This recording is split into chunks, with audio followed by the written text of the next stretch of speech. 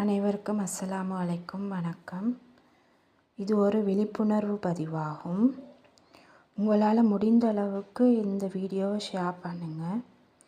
ஏண்டா இப்போதைய உள்ள நாட்டு நிலைமை பொருளாதார நெருக்கடி சூழலில் திருட்டுக்கள் விதவிதமாக நடக்குது. அதாவது பணம் பறிக்கும் திட்டங்கள் மிகவும் ஹை டெக்னாலஜி வகையில் நடக்குது.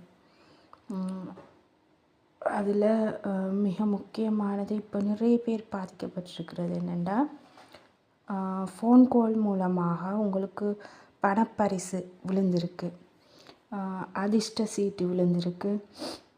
அப்படி இல்லைண்டா உங்களுக்கு ஒரு மொபைல் நம்பருக்கு ஒரு கிஃப்ட் விழுந்திருக்கு சீட்டிழப்பு மூலமாக.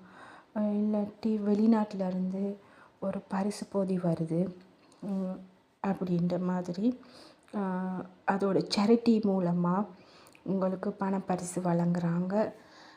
இதை ரிசீவ் பண்ண நீங்கள் இவ்வளோ காசு கட்டணும், இந்த அக்கௌண்ட்டுக்கு போடணும் அப்படின்ற கோல்களோ அப்படிலாட்டி உங்களுக்கு பணப்பரிசை பெற்றுக்கொள்கிறதுக்கு உங்களுக்கு ஃபோனுக்கு வர்ற டிக்கெட் நம்பர், ரெஜிஸ்ட்ரேஷன் நம்பர், இந்த வகையில் உங்களுக்கு வர ஓடிபி நம்பரை கேட்டெடுக்கிறாங்க. இப்படி இந்த ஓடிபி நம்பரை கேட்டெடுத்தோ அல்லது உங்களோட ஏடிஎம் நம்பரை எடுத்து அது அப்படி அந்த ஏடிஎம்மில் பின்னுக்கு இருக்கிற சிவிவி நம்பர், அந்த 3 நம்பர் ஒன்று இருக்கும் ஏடிஎம் கார்டில், அந்த மாதிரி நம்பர்களை கேட்டெடுத்துக்கொண்டு உங்களோட கணக்கிலக்கத்தையும் கேட்டெடுக்கிறாங்க. இதுக்கு உங்களை நம்ப வைக்கிறதுக்கு நீங்கள் எங்கே சரி ரெஜிஸ்டர் ஆகியிருக்கிற உங்களோட ஐடி நம்பர், உங்களோட பெயர், இந்த மாதிரி ரீசெண்டாக நீங்கள் என்ன சரி செஞ்ச ஆக்டிவிட்டீஸ் இதுகளை சொல்கிறாங்க. சொன்னோன்னே நீங்கள் ஈஸியாக நம்பிட்டுறீங்க. அதை கொண்டு உங்களோட அக்கௌண்ட் டீட்டெயில்ஸ் எல்லாம் எடுத்துக்கொண்டு உங்களோட கணக்கிலக்கத்தை அவங்க எக்ஸஸ் எடுக்கிறாங்க, ஓடிபி மூலமாக ஹேக் பண்ணுறாங்க.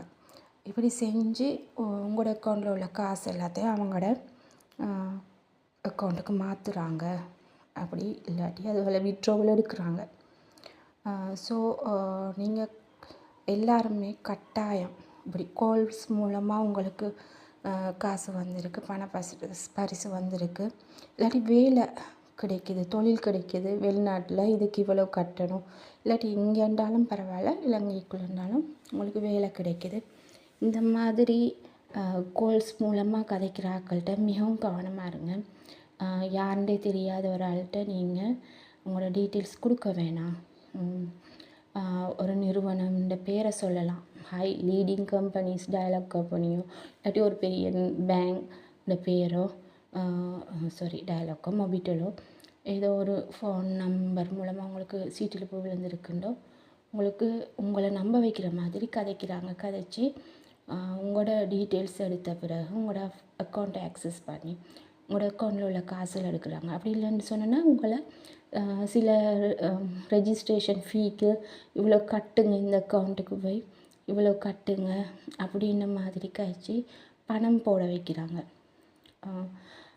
இதுகளை யாருக்கிட்டையும் சொல்ல விட்டுற அளவுக்கு விட்டு கேட்குற அளவுக்கு டைம் கொடுக்குறாங்க இல்லை, உடனே கட்டுங்க அப்படி இப்படின்னு சொல்கிறாங்க.